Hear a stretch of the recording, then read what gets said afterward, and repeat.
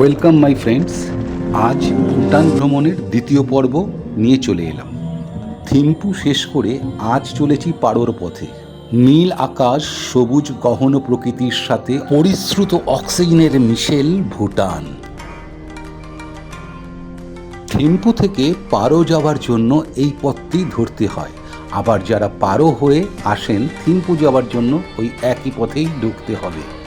ভুটানের আর এক বিস্ময়, পারো শহরে ঢুকতে পারো এয়ারপোর্ট। নদীর ধারে, চারিদিকে পাহাড়ের মাঝে এক অদ্ভুত রূপকথা, এক অসাধারণ হাওয়াই আড্ডা। এক পাশে পারো নদী, মাঝখানে রাস্তা, আর চারিদিকে সুউচ্চ পাহাড়ের মাঝখান দিয়ে ড্রুক এয়ারলাইন্সের ওড়াউড়ি। দুর্দান্ত ব্যাপার।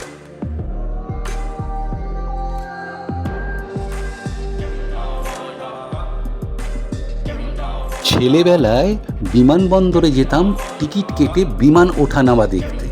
এখন সেটা অনেকের কাছেই হাস্যকর, কিন্তু পারো ভিউ পয়েন্টে এসে বিমান ওঠানামা দেখাটা এখানকার সাইট সিনের অন্তর্গত।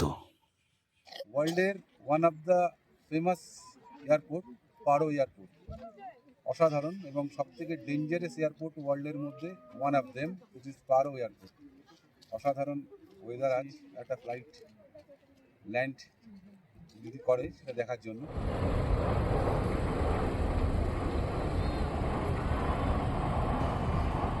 পারো এয়ারপোর্ট পৃথিবীর one of them challenging airport. Bharat ছাড়াও পৃথিবীর অন্যান্য দেশ থেকে সরাসরি ভুটানে আসার জন্য পারো এয়ারপোর্ট ব্যবহৃত হয়। এটি ভুটানের একমাত্র যোগাযোগ রক্ষাকারী এয়ারপোর্ট। ড্রুক এয়ারলাইন্সের স্পেশাল ট্রেনিং প্রাপ্ত পাইলটরাই এখানে ওড়ানামা করতে পারে। অপূর্ব পাহাড়ি নৈসর্গের মাঝে নদী পারো। পারো নদীর তীরেই পারো শহর বেড়ে উঠেছে। ছোট শহর পারোতে সাইট সিন করতে গেলেই প্রথমেই পারো জংয়ের কথা বলা যায়। দুর্দান্ত এক জং, এক রঙিন ইতিহাস, পারো মিউজিয়াম, আর এগুলোতে সবেতেই এন্ট্রি ফি আছে। সাইট সিন ছাড়াও আমাদের এবারে মূল উদ্দেশ্য ছিল টাইগার নেস্ট। ছোট শহর পারোর মধ্যে সাইট সিন করা থাকলেও সবচেয়ে ভালো একটু দূরে চেলেলা পাসে চলে যেতে পারলে। 5 নাইট 6 ডেজ ভুটানে ভ্রমণ করতে হলে তবে আপনাকে বাদ রাখতে হবে টাইগার নেস্ট। আর যদি চেলেলা পাস সমেত সমস্ত সাইট সিনকে উপভোগ করেন তাহলে 7টা দিন অবশ্যই দরকার।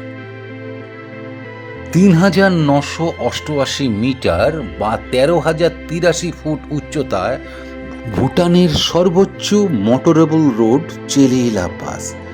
এখান থেকে বরফ শৃঙ্গগুলো মনোমুগ্ধকর।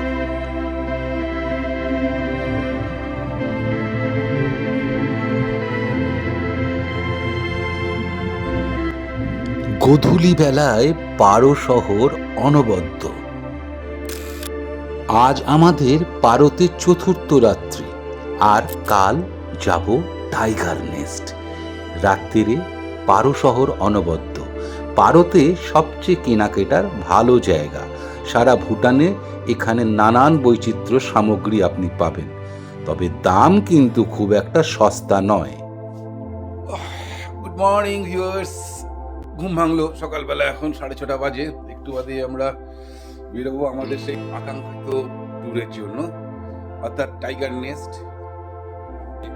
ঘরের ভেতর একরকম ঠান্ডা আর বাইরে আর একরকম ঠান্ডা। Geyser, room heater, central heating system সবই আছে, বাট বাকিটা তো বাইরে বেরোলেই বোঝা যাবে কি অবস্থা। আর রুমের ভেতর থেকে একরকম, আর চলুন রুমের বাইরে যাই। এই হচ্ছে রুমের বাইরে থেকে ভিউ। ভুটানের পারোতে ফিল্ড যেখানে চাষবাস হয়, দূরে পাহাড়, পাশেই আমার গ্রুপের অন্যান্য সদস্যরা রয়েছে পাশের হোটেলটাতে।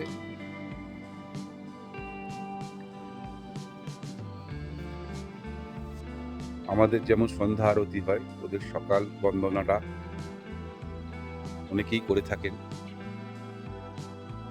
অর্থাৎ ঈশ্বর এখানেও ডিজিটালাইজড। আর হবেই না বা কেন।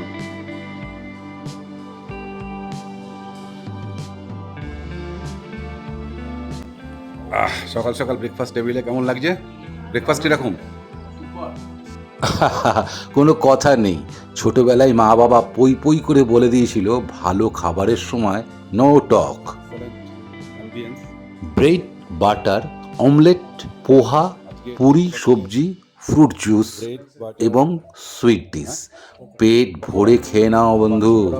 আজ কিন্তু বিশাল হাইকিং, আবার পকোড়াও নিয়ে এসছে, দেখেছো কাণ্ড। বন্ধুরা, একটা জিনিস কিন্তু আপনারা ভুলে গেছেন, লাইক, শেয়ার, ভালো লাগলে কমেন্টেই আপনাদের খুঁজে পাবো আমার এই ভিডিওতে। চললাম নীল আকাশকে সঙ্গে করে, সবাই একদম জোশে। এবার আমরা একদম সরাসরি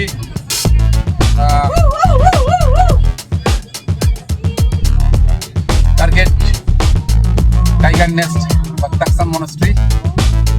ভীষণ ভালো ওয়েদার, যাকে বলে কিরণোজ্জ্বল দিন। এইবার এখান থেকে আমাদের গাইড উঠে পড়ছে, তারপরে সঙ্গে থাকবেন একদম শেষ পর্যন্ত। গাইড উঠে গেলেন, ওনার পারতেই বাড়ি। রঙিন এই পতাকাগুলোকে বলা হয় লুংধর, যা ভুটানের প্রায় অংশেই দেখা যায়। এটি মূলত নির্মল বাতাসের বার্তা বহনকারী। এনাদের বিশ্বাস, যার মাধ্যমে প্রাণীর প্রতি করুণা এবং আশীর্বাদ আসে। পারো শহর থেকে পারো ন্যাশনাল হাইওয়ে ধরে 11 কিলোমিটারের মতো পথ পেরিয়ে আসতে হবে টাইগার নেস্টের দ্বার প্রান্তে। সকালবেলায় সুন্দর প্রাকৃতিক আবহাওয়া, মনোরম দৃশ্যগুলো এই 1 ঘন্টার যাত্রাপথে এক বাড়তি সুখকর অনুভূতি এনে দেয়।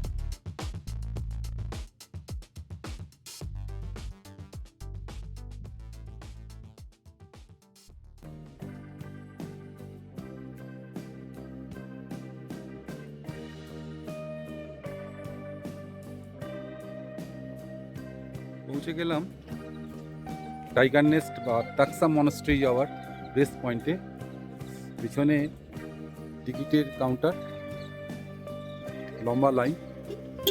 স্বভাবতই এক্সমাস ফেস্টিভ্যাল চলছে, বেশ টুরিস্ট এসে গেছে এখানে। টিকিটের লাইন, টিকিট এখান থেকে 1000 টাকা।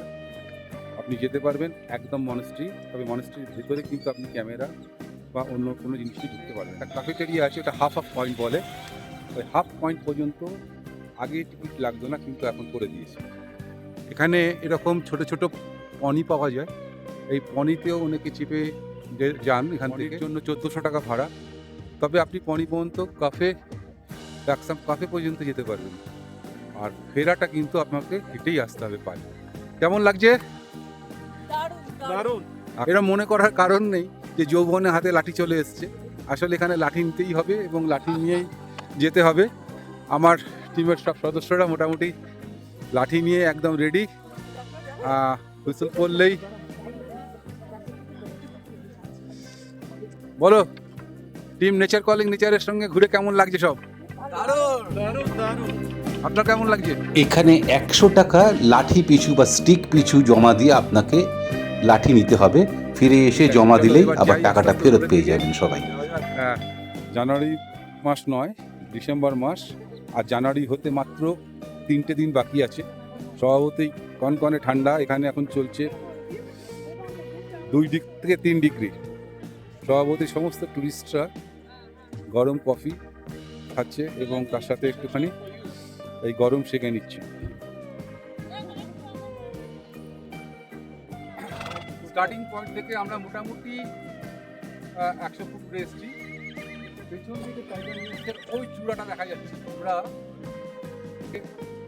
দারুণ সানি ওয়েদার পেয়েছি, যাকে বলে এক কথায়।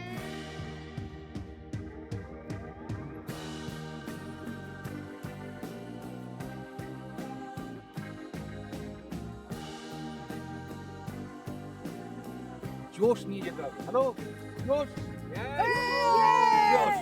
ঠিক আছে, চলো লেটস গো।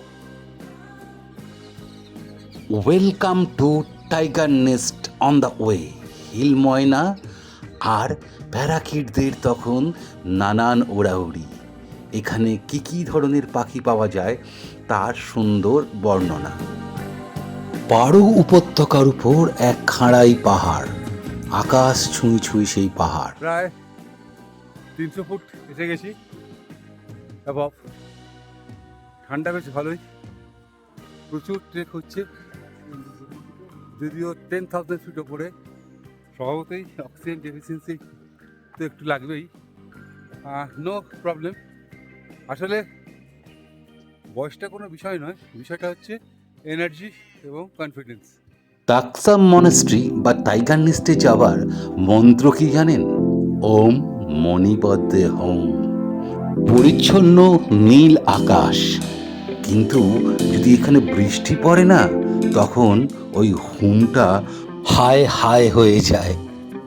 আসছে কথা বলতে গেলে হাঁপিয়ে যাচ্ছি, তবু চেষ্টা করছি একটা মোটামুটি ব্লগ বানাবার আর আপনাদের কাছে টাটকা একটা অনুভূতি এনে দেওয়ার। আমার চারিপাশে তখন ওক, পাইন আর ফারের নানান উকিঝুঁকি। চলুন একটা জিনিস দেখাই। এই সামনের যে গাছটা, এর বয়স কত জানেন? 81 বছর। যদিও সংখ্যায় নিরীক্ষে কিছু নয়, কিন্তু এখনো পর্যন্ত সে কত শক্ত।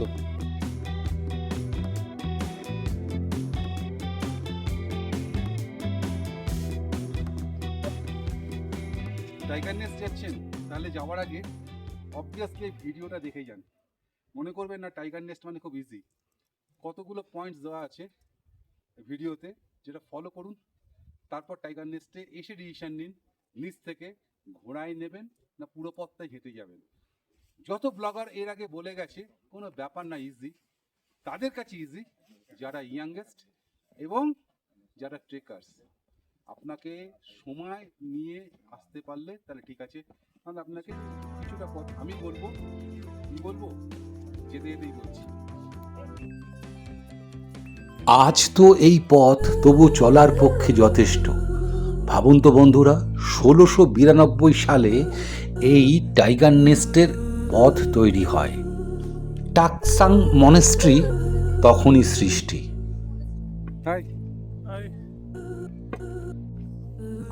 টাইগার যাওয়ার পথটা পুরোপুরি খাঁড়াই, মাঝে মাঝে একটুখানি রাস্তা হয়তো পাওয়া যায় যেখানে সোজাসুজি পথ চলা গেছে, আর নাবার সময় সেরকম বিপরীতকামী পুরোটাই উতরাই।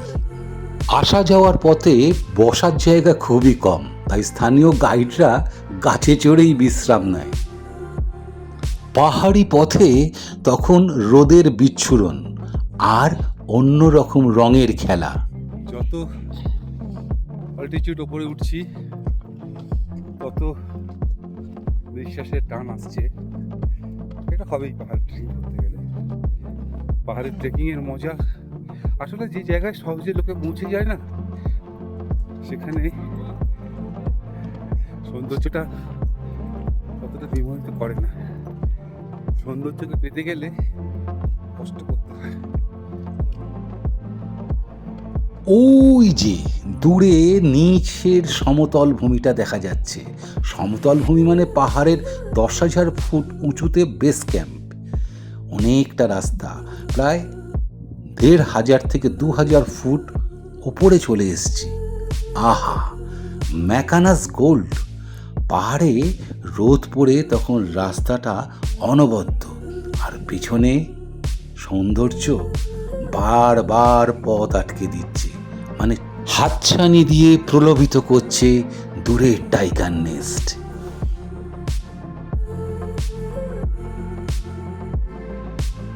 আর 20 মিনিট গেলেই আমাদের মাঝখানে ব্রেক পয়েন্ট কাফে। এখন ছোট একটা অক্সিজেন ব্রেক। হ্যাঁ, ছোট ক্যান নিয়ে নিয়েছিলাম অক্সিজেনের, প্রয়োজন লেগে গেছিল। মাঝে মাঝে একটু নিতে পারলে রিদমটা খুব ভালো আসে। আবার ক্যামেরাটা অন করলাম একটু রেস্ট নিয়ে। এখনও কাফে ভিউ পয়েন্ট আসেনি, টাকসাম মনাস্ট্রি কাফে ভিউ পয়েন্ট।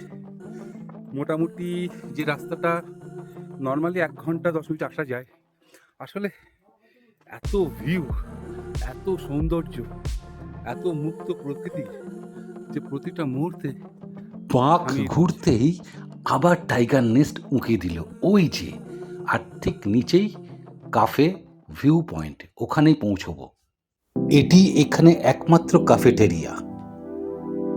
এবার কাফের যে রাস্তাটা সেটা ঢুকছি, মোটামুটি 50% এখনো মনস্ট্রির নিচে। এই শেষ পথটুকু খুব চমৎকার। You are coming from America. America. Yeah.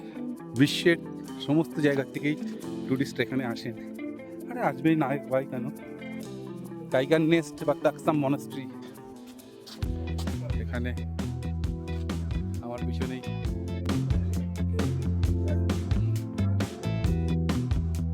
পাহাড়ের এই দুর্দান্ত পটভূমিকায় এই ধরনের একটি ক্যাফেটেরিয়া অর্থাৎ টাকসাং ক্যাফেটেরিয়া এক কথায় অসাধারণ। আর এখানে বসে আপনি একটুখানি গলা ভিজিয়ে নিতে পারেন, তবে দাম কফি লার্জ 1 কাপ 240 টাকা, আর ছোট 160, আর চা 120। এছাড়া নানান ধরনের স্ন্যাক্স, জলের বোতল সবই পেয়ে ব্ল্যাক যাবেন। কফি উইদাউট সুগার, সুগারটা আলাদা। প্রচণ্ড ঠান্ডায় একটা ব্ল্যাক কফি অর্ডার দিলাম, আর রুকসাকে তো কিছু স্ন্যাক্স ছিলই। রোদ্দুরে তখন বসে আয়েশ করে কফি খাওয়া, আর ওই যে সামনে অসাধারণ মনস্ট্রি।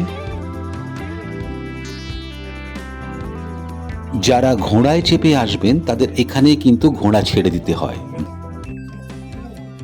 যারা অনেক সকালে বেরিয়ে পড়েছেন তারা ফিরতি পথে দুপুরের এখানে লাঞ্চ করে নিতে পারেন। অবশেষে ট্রেক করে কাফেটেরিয়া থেকে যখন টাকসাম মনাস্ট্রির ভিউটা দেখলাম বন্ধুরা, তখন এক মুহূর্তে বিহ্বল হয়ে গেলাম। 1692 সালের আগে এটা ছিল একটি প্রাকৃতিক গুহা, পরে তৈরি হয় টাকসাম মনাস্ট্রি। তার আগে শুধুই টাইগার নেস্ট। তারও গল্প আছে, বলবো যেতে যেতে। অনেক অজানা তথ্য দেব। ভিডিওটি ভালো লাগলে শেয়ার করবেন, শেষে গিয়ে কমেন্ট করলে দারুণ লাগবে। মনে করব আপনারা আমার সাথেই পথ চলছেন। এখনো প্রায় 500 মিটার। সামনের রাস্তা এখানে খাড়াই হলেও চলার পথ বেশ সুন্দর। আসলে ওয়েদারটা এত সুন্দর, আসলে প্রাপ্তি যে এত বোঝা যাবে না। তবে আমি বলবো সময় বাঁচাতে গেলে অর্ধেক রাস্তা সাধারণ ট্রেকার যারা নয় তারা অবশ্যই ঘোড়া নিয়ে আসুন। ঘর নেই, তাই বালিশও নেই, পাহাড়ি পথে চারটা নেতাই একটু পিঠ রেখে খেলা, নীল আকাশকে উপভোগ করা আর পাহাড়ি চারটানে পিঠ রেখে পথ চলা, সব মিলিয়ে দুর্দান্ত বলতেই হবে। You are coming from? California. Huh? Santa Monica, California. They are coming from California, and here's the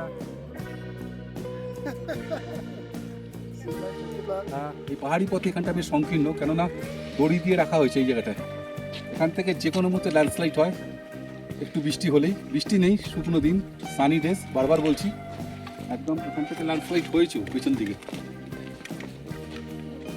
almost এসে গেছি। এখানে একটু স্ট্রেট জমি পেলাম হাঁটার মতো, কখনো স্টিপ, কখনো না, ম্যাক্সিমামটাই স্টিপ, এটা মাথায় রাখতেই হবে। পুরোটাই চড়াই। এরপরে নামবো প্রায় 750 সিঁড়ি ভেঙে, সেটা second view point. Second view পয়েন্টে গেলে বুঝতে পারবো, ছবিও দেখাবো, ছবিও তুলবো।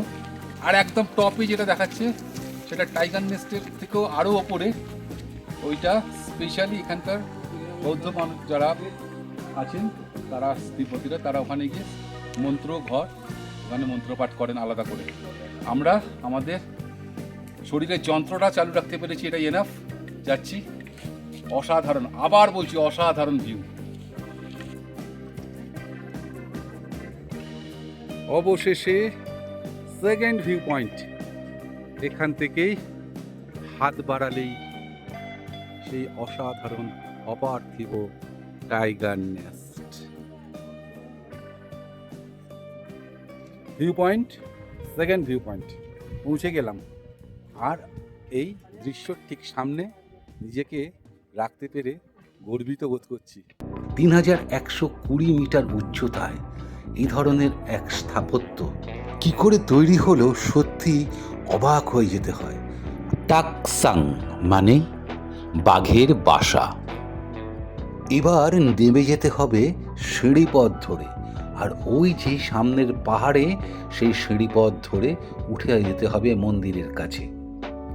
এখানে আগে শুধু টাইগার নেস্ট গুহাটা ছিল। মঙ্করা জানালেন ওই গুহায় পদ্মসম্ভবা 3 বছর 3 মাস 3 দিন ধ্যান করেছিলেন। এটা কিন্তু 9ম শতকের কথা বন্ধুরা। তিনি নাকি বাঘিনীর পিঠে চড়ে এই গুহায় আসেন, তাই পরে নাম হয় টাইগার নেস্ট বা পারো টাকসাং মনাস্ট্রি। এই পথ বেয়েই নেমে এলাম। অর্থাৎ 700 সিঁড়ি বেয়ে নেমে এসে আবার 700 সিঁড়ি বেয়েই আপনাকে উঠতে হবে। ভুটানের রাজা ও রাজপরিবারের লোকেরা এখান দিয়ে কিন্তু হেঁটেই আসেন। অতি সাধারণ এবং দরিদ্র বা যে কোনো লোক বা ভুটানের রাজা, তাদের কাছে গুরু পদ্মসম্ভবা হচ্ছেন দ্বিতীয় বুদ্ধ। সুতরাং সেখানে নিয়ম আলাদা করে কিচ্ছু থাকতে পারে না। সম্মান জানানোর জন্য তারা এখানে হেঁটেই আসেন।